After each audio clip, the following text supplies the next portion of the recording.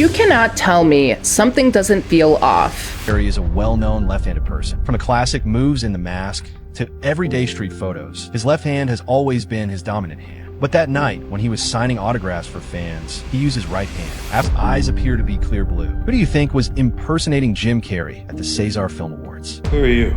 It's me, Jim Carrey.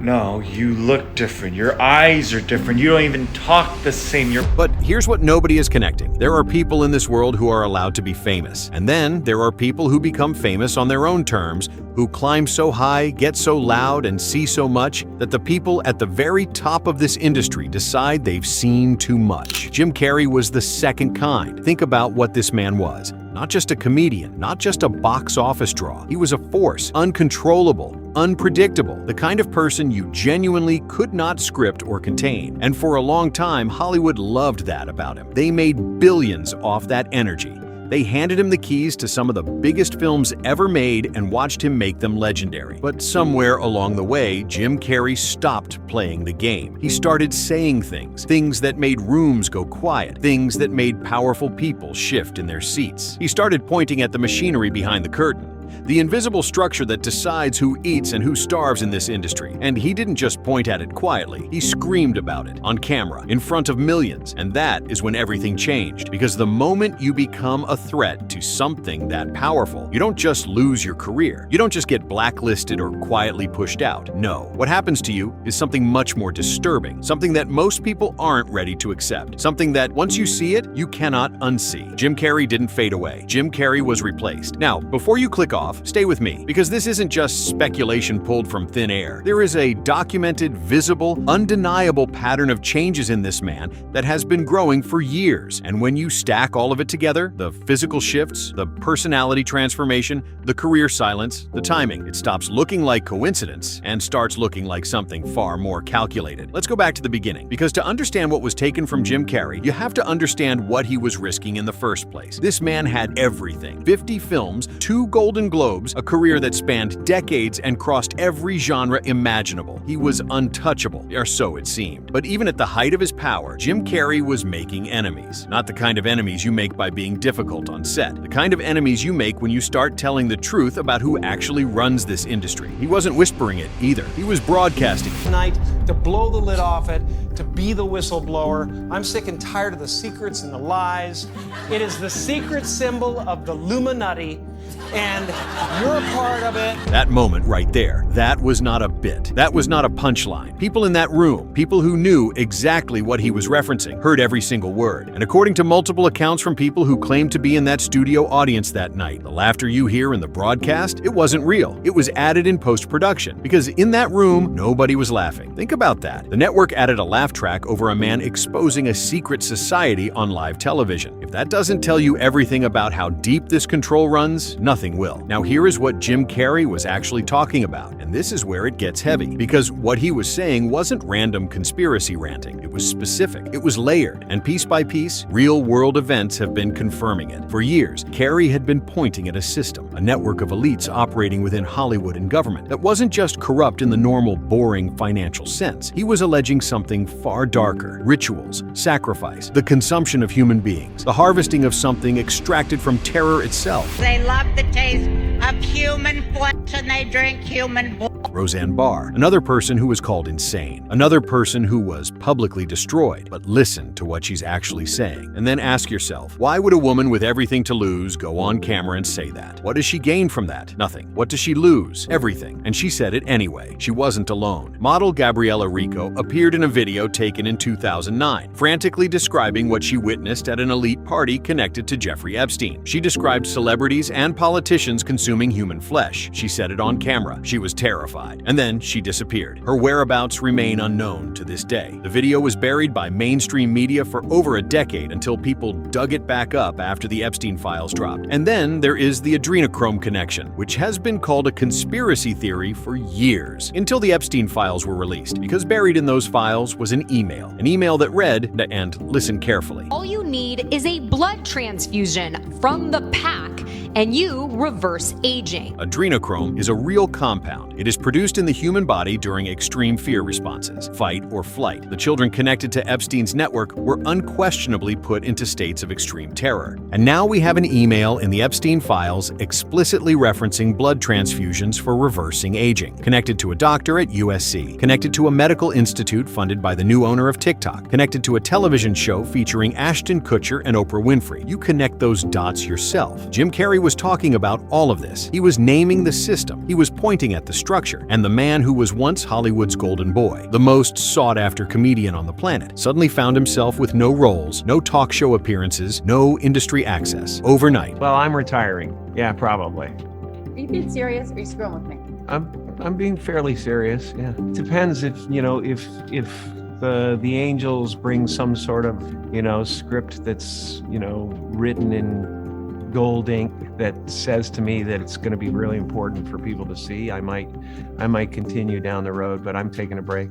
I feel like, and this is something you might never hear another celebrity say as long as time exists, I have enough.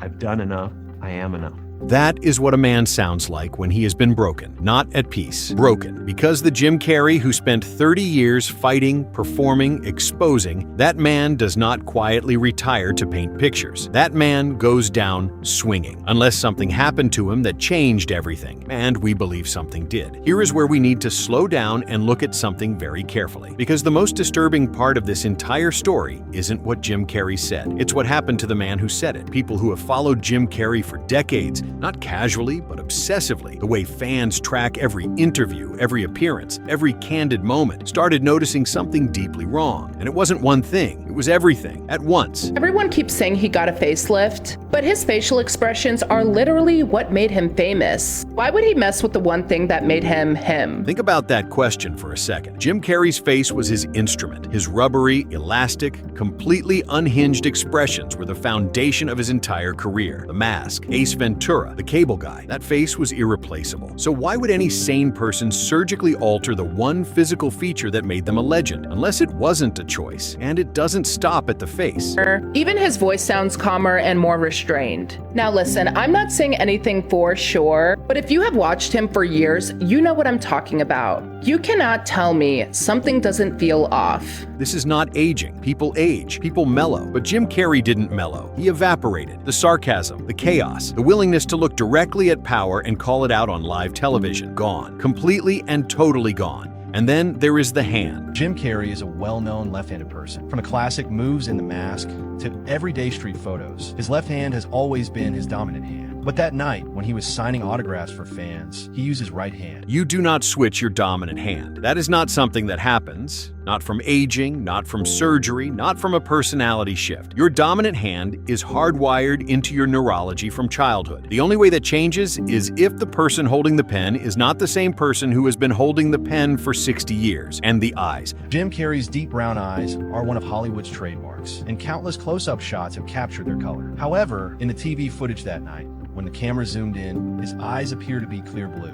Brown eyes do not turn blue. That is not how human biology works. Lighting does not turn deep brown eyes clear blue on high-definition broadcast television. Age does not do that. Nothing does that, except a different person standing in a different body wearing a different face. And somehow, this man walked onto that Caesar Awards stage, delivered a calm and lengthy speech in French, smiled politely for cameras, signed autographs with his wrong hand, and the entire entertainment industry acted like everything was completely normal. Jim Carrey is not the only one. That is the part that should terrify you. Cat Williams has been talking about this system for years. He refused to join. He refused to comply. And according to people close to him, the response was immediate and violent. Walking away was hard, but it was when the Illuminati first started coming after him. And I'll never forget the day when they breached the house and I left. You know, back in that moment, Cat was still wearing Kevlar to bed. A man sleeping in a bulletproof vest inside his own home because he refused to be silent. That is what resistance to this system actually looks like, not a dramatic public stand, not a viral speech. A man quietly strapping on body armor every night because he knows what happens to people who tell the truth in this industry. Dave Chappelle walked away from $50 million at the height of his career. He moved to South Africa. He said he felt like the things being asked of him on set didn't feel right. He came back different. He's spoken carefully and obliquely ever since. since about what drove him away. The pattern is always the same. You speak, you resist, and then one of two things happens. Either you are silenced through destruction, your career dismantled, your reputation shredded, your name dragged through every tabloid on earth until nobody takes you seriously anymore, or something far worse happens. Something that leaves a person with the right face and the wrong eyes standing at an awards podium, signing autographs with the wrong hand, speaking in a calm voice that has never belonged to the man everyone thinks they're looking at. They took my face, said Botox, I kept moving. Alrighty then. Alrighty then. Even in satire, even wrapped in a joke, someone said it out loud. They took his face, they took his voice, they took the thing that made him him, and they put something else in its place, something that smiles at cameras, something that plays the industry game without flinching, something that does not ask dangerous questions or make powerful people uncomfortable, something that is very, very cooperative. Here is what we know. Jim Carrey spent decades telling us exactly what this industry was. He told us about the rituals. He told us about the control. He told us about the secret society operating inside every major talk show, every major studio, every major award ceremony on Earth. He told us who was involved and how deep it went. And he told us all of this at the absolute peak of his fame, when he had the most to lose and the biggest platform to lose it from. And then he disappeared. Not gradually, not naturally, overnight. And the person who showed up in his place at the Caesar Awards, in front of cameras, signing autographs and delivering polished speeches, is someone who does none of the things Jim Carrey did, who says none of the things Jim Carrey said, who carries himself in a way that Jim Carrey never did in 60 years of public life. Different hand, different eyes, different voice, different soul. The Illuminati does not need to kill everyone who speaks against it. Sometimes killing is too obvious. Sometimes the cleanest solution is replacement. Put a cooperative version of the person back in circulation. Let the world believe nothing has changed. Let people write it off as aging or surgery or a personality shift,